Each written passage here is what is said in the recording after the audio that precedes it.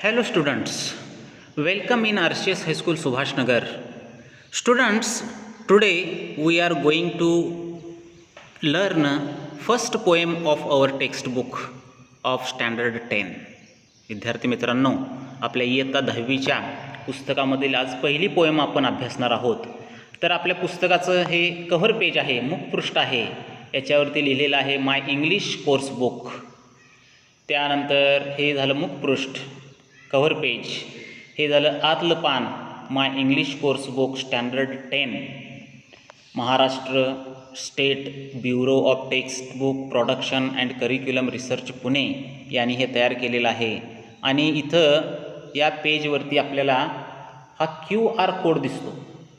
हा QR code जर आपल्या मोबाईलमध्ये QR स्कॅनर असेल तर त्या QR स्कॅनरनं हा स्कॅन करून आपण आपलं हे टेक्स्टबुक, आपलं हे पुस्तक कोर्सबुक त्या आपल्या मोबाईलमध्ये आपण पाहू शकतो, किंवा दीक्षा ॲपमध्ये सुद्धा आपण हे पाहू शकतो. तर ही फॅसिलिटी या पुस्तकामध्ये आपल्याला दिसते. Next page, there is preamble the constitution of India, प्रस्तावना आपल्या संविधानाची. त्यानंतर आपल्याला दिसेल national anthem. National anthem means प्रतिज्ञा. नॅशनल अँथेम राष्ट्रगीत.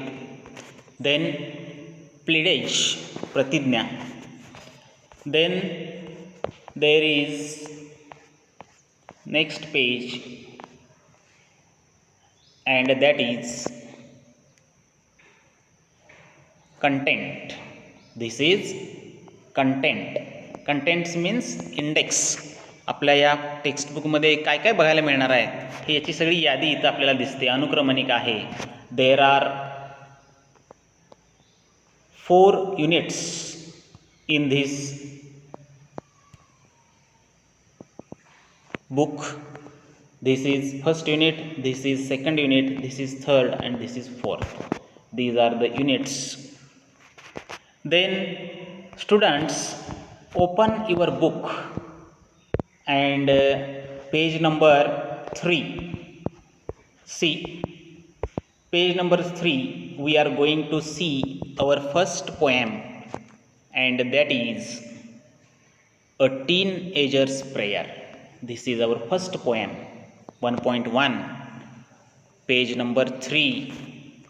This is page number 3. Open your books, page number 3. It is a poem written by J. Morse. ही जी पोएम आहे ती पोएम J. Morse या पोएटनं लिहिलेली आहे, कवीनं लिहिलेली आहे.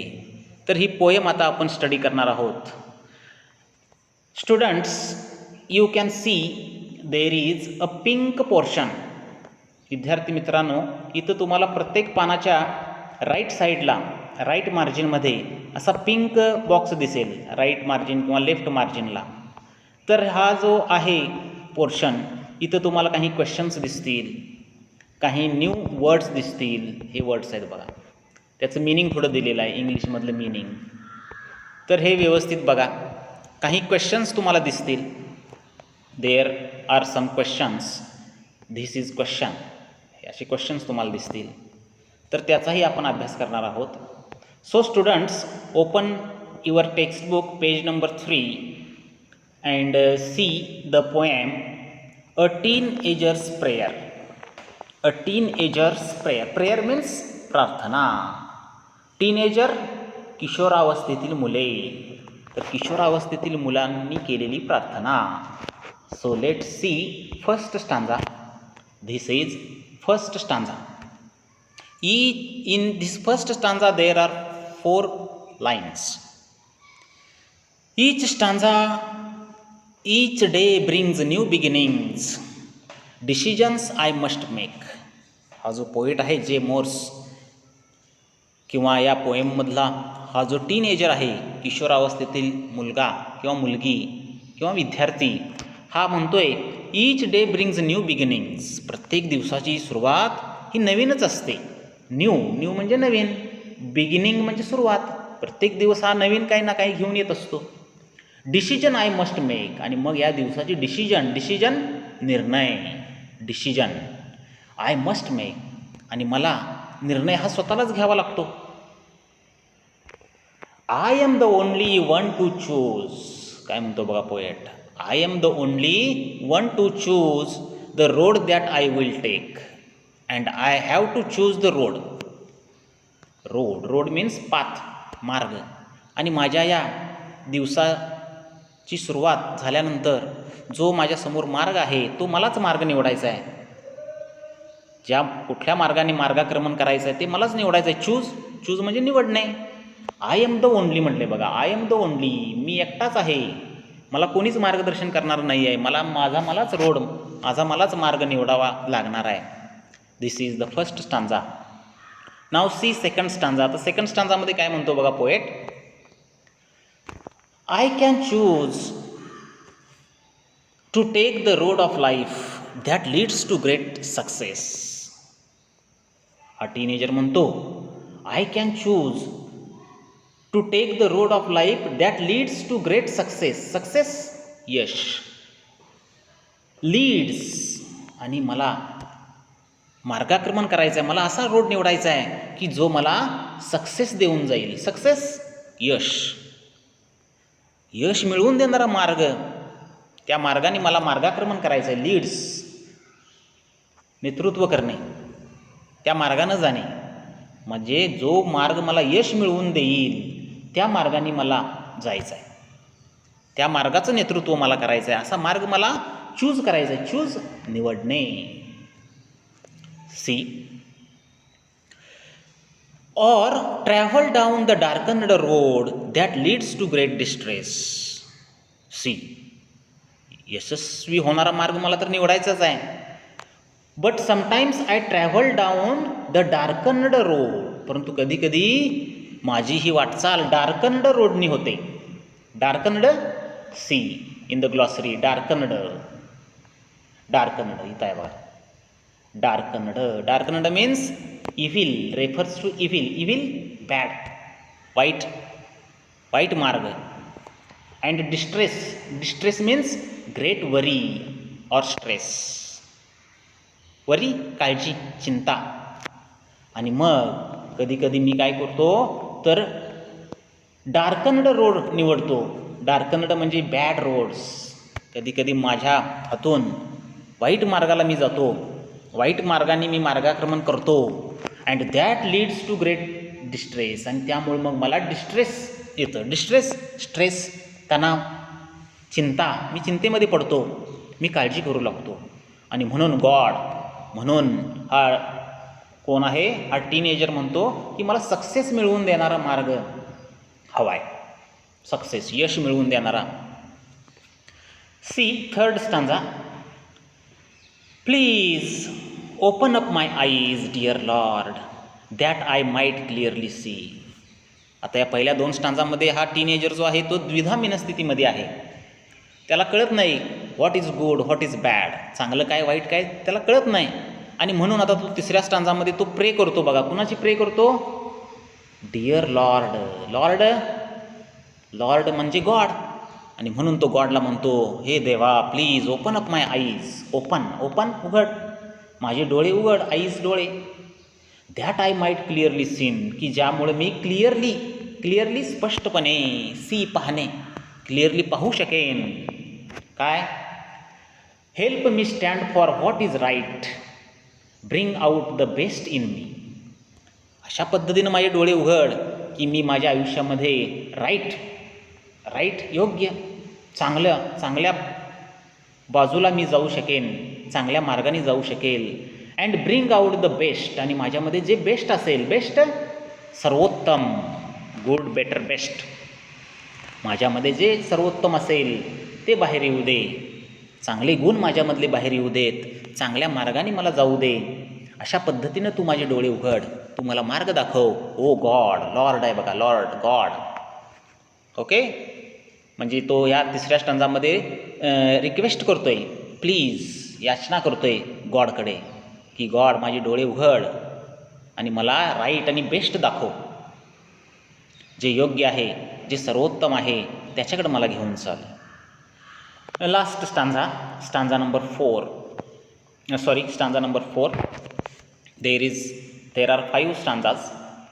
Stanza number 4. Help Lord to just say no when temptations comes my way. Temptations, गॉडला काय म्हणतोय बघा टीनेजर. जेव्हा जेव्हा टेम्पटेशन्स येतील माझ्या मार्गात. Temptations, see in the glossary. Temptations, here is the meaning. Temptation means a strong wish to do something bad or wrong. म्हणजे काहीतरी वाईट करायची इच्छा निर्माण होणे. एखाद्या वेळेस आपल्या मनात वाईट इच्छा निर्माण होते बघा, काहीतरी वाईट करायचं, समाज ज्याला वाईट म्हणतो, तर अशी इच्छा माझ्यात निर्माण झाली, टेम्पटेशन निर्माण झाली, तर काय करतो, टू जस्ट से नो, तर तू मला नो म्हणायला शिकव. माझ्या मनात तो विचार आला तर नाही नो म्हणायला मला शिकव. ओ लॉर्ड, ओ गॉड. आलं का लक्षात? टेम्पटेशन म्हणजे वाईट इच्छा, तीव्र वाईट काम करायची इच्छा. अशी जर इच्छा आली तर मला तू नो म्हणायला सांग, नो म्हणायला शिकव माझ्या मनाला. That I might keep my body clean and fit for life each day. आणि त्यामुळं की जेणेकरून मी माझी बॉडी क्लीन ठेवेन and fit. Body clean and fit मला ठेवायला तू शिकव. माझ्या मनामध्ये येऊ दे, बॉडी क्लीन असावी आपली, आपलं शरीर निरोगी असावं, स्वच्छ असावं, फिट असावं. हा मार्ग तू मला सांग. आणि टेम्पटेशनला तेवढं नो म्हणायला शिकव, नो नाही म्हणायला शिकव. Okay, see last stanza. When my teenagers are over, and when my teenagers are over, finish, संपणे. जेव्हा माझे हे टीनेज संपतील, जेव्हा माझी ही किशोरावस्था संपेल, I know that I will see that life is lived it's very best. तेव्हा मला समजेल तू ज्या मार्गाने मला मार्गाक्रमण करायला शिकवलेलं आहेस, good way, right path, best way जो सांगितलेला आहेस, त्या मार्गाने जात असताना मला समजेल की लाईफ कसं आहे, लाईफ इज व्हेरी बेस्ट. त्या मार्गाने जर मी गेलो, तू सांगितलेल्या चांगल्या मार्गाने जर मी गेलो, तर हे लाईफ जे आहे, लाईफ जीवन, हे जीवन कसं आहे, बेस्ट आहे. विथ यू वॉकिंग नेस्ट, अशा पद्धतीचं हे माझ्यासमोर जे जीवन असेल ते जीवन बेस्ट असेल. हे असं घडेल केव्हा, इफ यू गाईड मी, तू जर मला मार्गदर्शन केलंस, ओ गॉड, तू जर मला चांगला मार्ग दाखवलास, तर माझं हे सगळं जीवन कसं असेल, बेस्ट असेल. अशा पद्धतीचं हा टीनेजर इथं प्रेयर करतोय आणि ती प्रेयर आपल्याला इथं कवीनं दिलेली आहे. So students, there are some activities we have to solve. See page number 2, there is chit chat activity, warming up chit chat activity. What is that activity? See, when you have to take important decisions, काय सांगितलेलं आहे बघा, when you have to take important decisions. जेव्हा जेव्हा तुम्हाला important decision निर्णय, जेव्हा जेव्हा तुम्हाला एखादा निर्णय घ्यायची वेळ येते, तेव्हा तुम्ही काय करता, what do you do. Do म्हटले बघा, व्हॉट डू यू डू. तुम्ही जनरली काय करता, काय काय करता, तर ते ऑप्शन्स दिलेले आहेत बघा. पहिला ऑप्शन काय आहे, कन्सल्ट पेरेंट्स, एल्डर्स. आई वडिलांना कन्सल्ट करतो, विचारतो, घरातले मोठी लोक जे आहेत त्यांना विचारतो. B, contact friends for advice, मित्रांचा सल्ला घेतो. प्रे टू गॉड, गॉडला प्रे करतो गायडन्ससाठी. थिंक डीपली इन सायलन्स, मनातल्या मनामध्ये विचार करतो. Ask your teacher for help, टीचरना हेल्पसाठी विचारतो, टीचरांची हेल्प घेतो. टॉस अ कॉईन, किंवा कॉईन टॉस करतो. कॉईन नाणेफेक करतो, नाणं उधळतो आणि ठरवतो what is good what is bad. तर यातला कुठले पर्याय तुम्हाला लागू आहेत त्याच्या समोरचा जो बॉक्स आहे त्या बॉक्समध्ये टिक करायचा. जो पर्याय आपल्याला योग्य वाटतो त्याच्या पुढे टिक करा. ओके, अशा पद्धतीनं वहीमध्ये सॉल्व करा ही activity. Then there is second activity, and in this activity there is a poetic device given. या ॲक्टिव्हिटीमध्ये आपल्याला पोएटिक डिव्हाइस दिलेलं आहे बघा. डिव्हाइस म्हणजे कवितेमध्ये जे अलंकार वापरलेले असतात ते अलंकार, त्यालाच आपण फिगर्स ऑफ स्पीच म्हणतो. फिगर ऑफ स्पीच, अलंकार. कुठला अलंकार दिलेला आहे? ॲपॉस्ट्रॉफी. ॲपॉस्ट्रॉफी कशाला म्हणायचं ते सांगितलेलं आहे बघा. See, there are some examples. खाली एक्झाम्पल्स दिलेले आहेत. Twinkle twinkle little star. Example बघा. Twinkle twinkle little star, death where is string, O cave man, I wish I could live with you. आता या लाईन्समध्ये बघा, हे असे शब्द जर आले, ओ एखाद्याला उद्देशून, किंवा एक्सक्लेमेटरी मार्क्स आलेत बघा, एक्झाम्स, बुक्स आलेत का, एक्सक्लेमेटरी मार्क किंवा असे उद्गारवाचक शब्द आले की तिथं कोणता अलंकार होतो? तर तिथं हा ॲपॉस्ट्रॉफी अलंकार होतो. लक्षात ठेवायचं. ॲपॉस्ट्रॉफीज आपल्या या पोएममध्ये आलेले आहेत. तर कुठं आलेले आहेत बघा. आपली पोएम आत्ता आपण स्टडी केलेली आहे, तिथं जिथं एक्सक्लेमेशन मार्क्स आलेले आहेत बघा, उद्गारवाचक चिन्ह, तर तिथं हे आपले ॲपॉस्ट्रॉफी, आपला हा फिगर ऑफ स्पीच तिथं होतो. डिअर लॉर्ड, प्लीज वगैरे शब्द आलेले आहेत बघा. इथं आहे बघा, प्लीज, डिअर लॉर्ड, देवाला उद्देशून म्हटलेलं आहे. Help lord. तर हे सगळे ॲपॉस्ट्रॉफीचे एक्झाम्पल्स आहेत. Now page number 4. Open page number 4. There is English workshop. आपल्याला इथं इंग्लिश वर्कशॉप दिसतं बघा. हे इंग्लिश वर्कशॉप आपल्याला कसं सॉल्व करायचं ते सांगतोय मी. There is first activity, choose.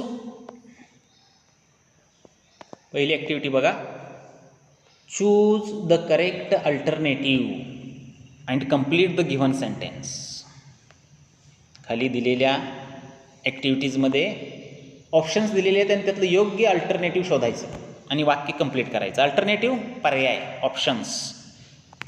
तर ते तुम्हाला पोयम वाचून त्यातले ऑप्शन्स तुम्हाला निवडता येतील. रिकाम्या जागी तो ऑप्शन लिहायचा आणि वाक्य पुन्हा लिहायचं.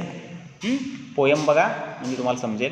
देर is second activity, see, find and write the pairs of rhyming words from the poem. काय करायचं आहे? रायमिंग वर्ड्स आपल्याला लिहायचे, त्याच्या जोड्या लिहायच्या. प्रत्येक स्टांजामध्ये बघा शेवटच्या लाईन्समध्ये रायमिंग वर्ड्स असतात, तर ते रायमिंग वर्ड्स लिहा. Then there is third activity, what is the rhyme scheme. इथं राईम स्कीम आपल्याला लिहायची आहे. या पोएमची राईम स्कीम कुठली?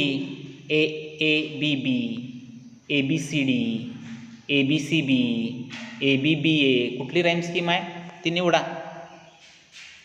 Then there is fourth activity, match the lines in column A with column B. Column A आणि Bचं matching करायचं, जोड्या जुळवायच्या आहेत. कॉलम A मध्ये लाईन्स दिलेल्या आहेत आणि कॉलम B मध्ये फिगर ऑफ स्पीच दिलेला आहे, अलंकार दिलेले आहेत. तर त्यांची जोडी लावायची. जोडी लावा. Then there is activity, page number 5, activity number 7. Page number 5, activity number 7. See, what is the activity? Read the poem and here is the activity. Read the poem, write an appreciation of the poem in about 12 to 15 sentences. दिलेली poem वाचा आणि त्याचं appreciation तयार करा. ॲप्रिशिएशनचे points दिलेले आहेत. तर त्या पॉईंट्स ते भरायचं. काय काय पॉईंट्स दिलेत बघा. टायटल म्हणजे शीर्षक इथं लिहायचं, पोएमचं शीर्षक. पोएट कोण आहे ते इथं लिहा. राईम स्कीम लिहा काय आहे. फेवरेट लाईन लिहा तुमची, कोणत्याही 2 लाईन्स लिहा. थीम, पोएमची सेंट्रल आयडिया लिहा, मध्यवर्ती कल्पना. फिगर्स ऑफ स्पीच, पोएममध्ये कुठले कुठले फिगर ऑफ स्पीच आले ते फिगर ऑफ स्पीच फक्त लिहायचे, एक्झाम्पल लिहायचं नाही. आणि शेवटचं आहे